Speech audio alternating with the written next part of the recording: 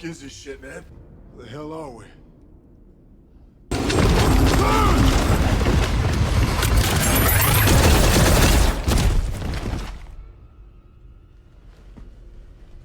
Holy shit.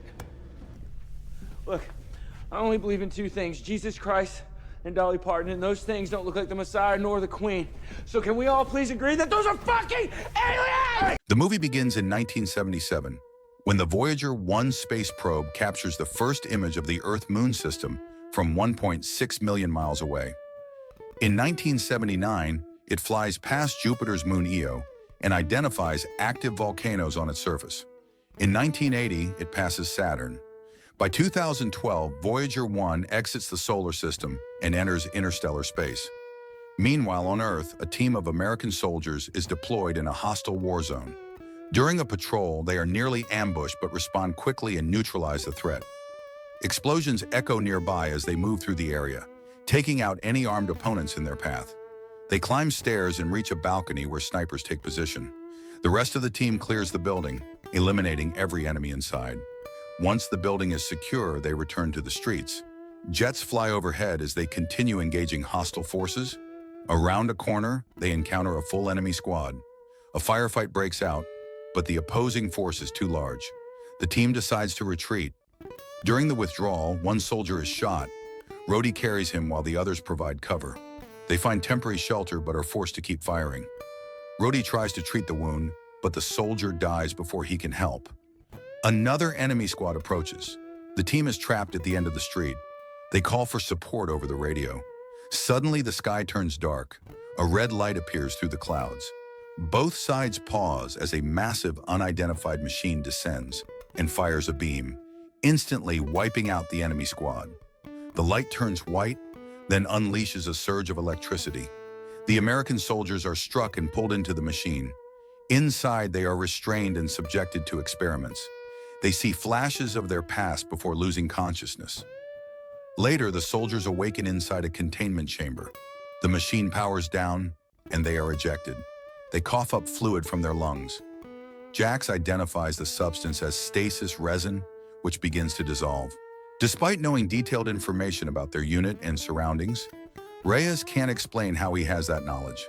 The team is unsure of their location and suspects either the Russians or Chinese are behind their capture, but the unfamiliar symbols on the machines suggest the technology isn't from Earth. Reyes finds a plaque listing their names and unit numbers, but still can't recall how he knows them. Their weapons are fully loaded, and the last memory they all share is the street shootout and the lightning strike that followed. Kelly instructs the team to move before their captors return. They reach a large circular door at the end of the corridor, but the control button doesn't respond. The team manually forces it open. Continuing through another hallway, they encounter a second door, damaged and pushed off its tracks. Rodie spots a nearby wall vent and sends Reyes in to scout. With a light in his mouth, Reyes navigates the ventilation system, taking the only path still illuminated. He locates another hatch and exits on the far side of the damaged door. After signaling the team, they follow through the vent. From this side, the door shows signs of heavy damage, burns and deep impact marks, indicating a violent attempt to breach it. The facility resembles a complex maze, and Nash speculates they may be inside a hidden underwater prison. Strange sounds echo ahead, prompting the team to move forward. In the next corridor, they find a trail of blood and a clamp on the wall showing a power failure, suggesting the facility is shutting down. This may explain why the machine holding them was disabled and why they were released. The next room is filled with low-lying fog. A drop of blood lands on Raya's face, and when he looks up, he sees multiple headless bodies hanging upside down. Kelly takes Gibbs and Reyes into another room where a dismembered corpse is suspended above a bizarre table. A handcuffed woman named Ravi is also present. She regains consciousness and speaks in an unknown language. The soldiers release her by pulling a lever. Suddenly, a large alien appears and slashes Gibbs with its claws, throwing him backward. In the previous room, Nash finds an unfamiliar weapon. The rest of the team hears the attack and rushes in, opening fire. Their bullets are ineffective against the alien's armor. The alien knocks them down one by one. Kelly attempts to shoot, but the alien disarms him and throws him aside after a brief stare. As the alien targets Jax, Nash tosses the unknown weapon to Rodie. Rodie activates it and fires, managing to knock the alien down. Thinking it's dead, the team approaches, but the creature roars back to life. Ravi intervenes and delivers the final blow, killing it. She speaks again in a language they don't understand, then walks away. The group follows Ravi after confirming Gibbs is dead. In the next corridor, Kelly surprises Ravi by speaking her language. Another alien appears and Kelly fires while ordering the others to run. The alien fires back with a laser weapon, hitting Ravi. A squad of more aliens arrives and opens fire. The team helps Ravi escape, running as both sides exchange gunfire. They take cover in a nearby corridor. Ravi spots a lever and pulls it to shut the door. Kelly wedges a knife into the frame to reinforce it and tells Jax to go with Ravi to find another exit. As the aliens try to break through, the soldiers back away, knowing the door won't hold. Jax and Ravi crawl through a cable-filled hole and reach a vent. Reyes stays behind to distract the aliens. When the door opens, he shoots the first alien and briefly causes the door to close again. Still, the full squad forces its way in, and Reyes is overwhelmed. He runs to the vent, but an alien grabs his leg and pulls him out. Another alien looks in, but Rodie shoots it in the head. The team escapes into another room by moving metal beams. After learning Reyes is dead, Nash panics. Kelly calms him down and asks Rodie how he knew how to use the alien weapon, but Rodie can't explain. Jax checks Robbie's wound, but she insists she's fine.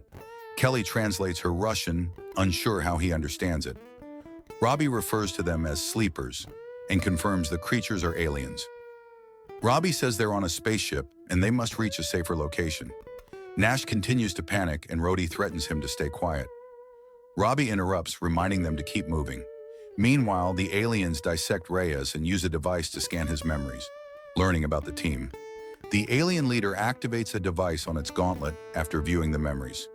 As the group moves through the ship, Robbie identifies the scarred alien as the leader and says it commands many others. She explains the walls have motion sensors and that the aliens are hunting them for food. The next room is a bridge over a deep drop, surrounded by thousands of lights. Jax looks closer and realizes they're not lights. They're capsules containing bodies. Robbie calls them sleepers and urges the team to keep moving. They stop to rest. Kelly rebandages Robbie and talks about his life before the war. Nash starts to question whether the creatures are demons and if they're experiencing the biblical rapture. Later, the group enters a hangar filled with containers. Robbie explains the containers hold items stolen from Earth.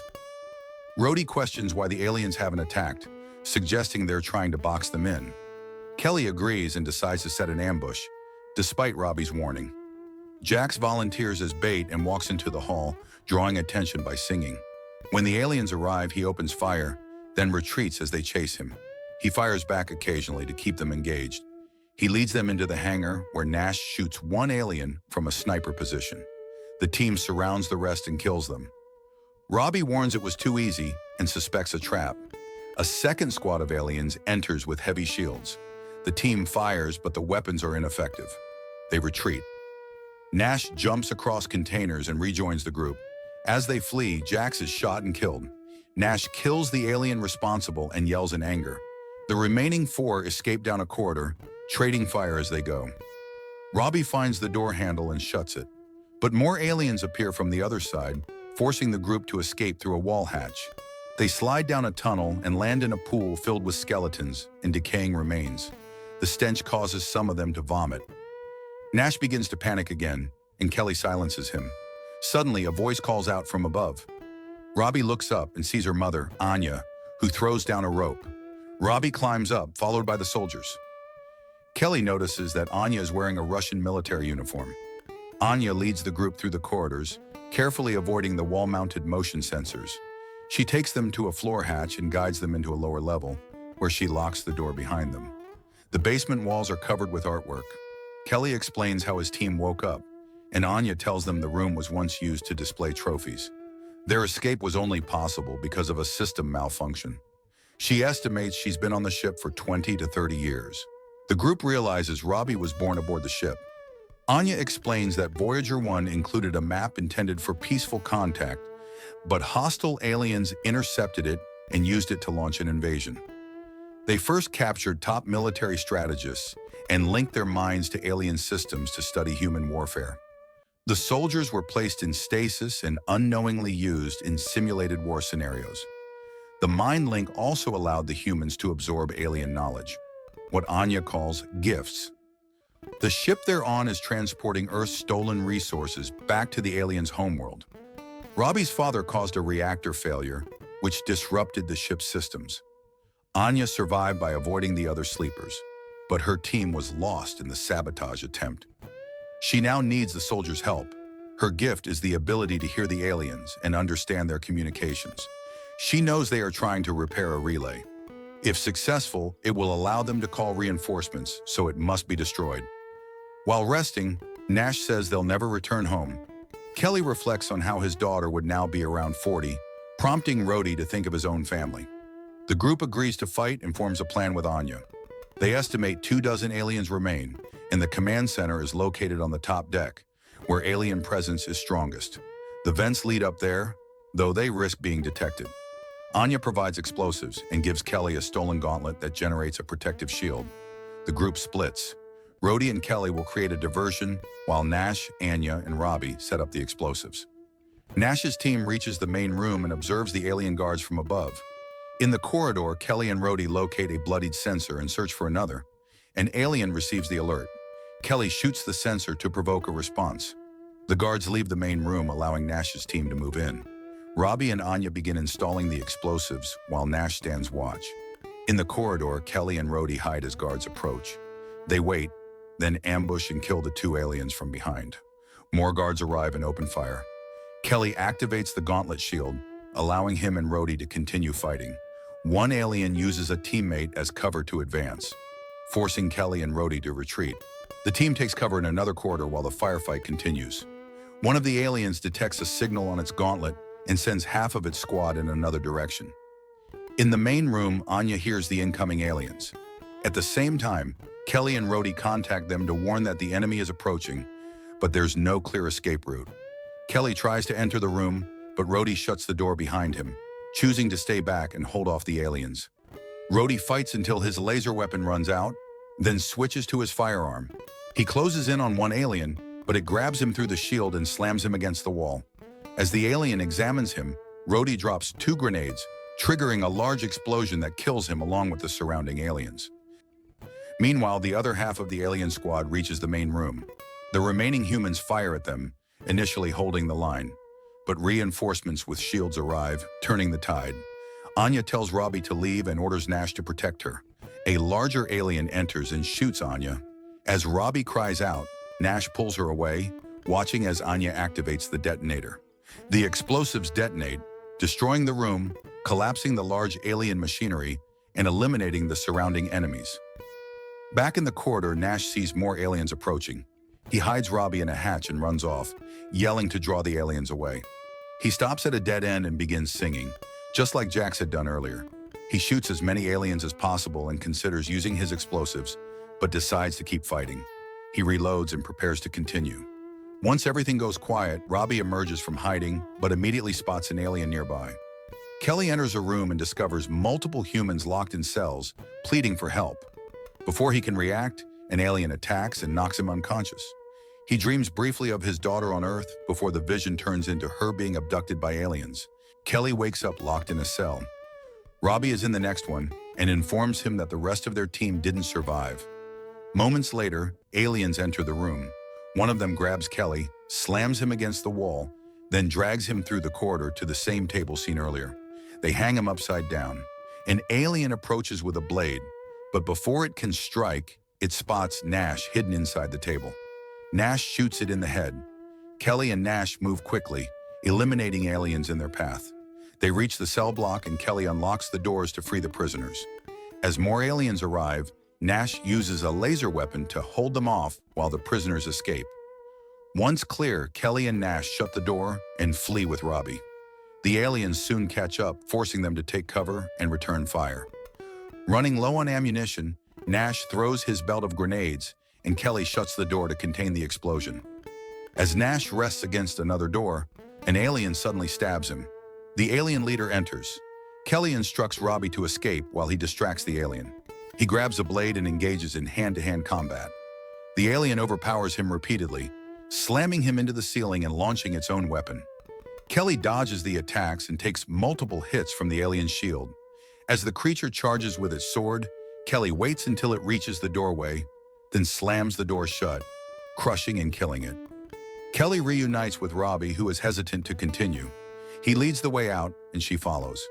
They emerge onto Earth's surface, now reduced to a barren wasteland. Make sure to subscribe and turn on notifications so you're the first to know when we drop more videos like this. Thanks for watching.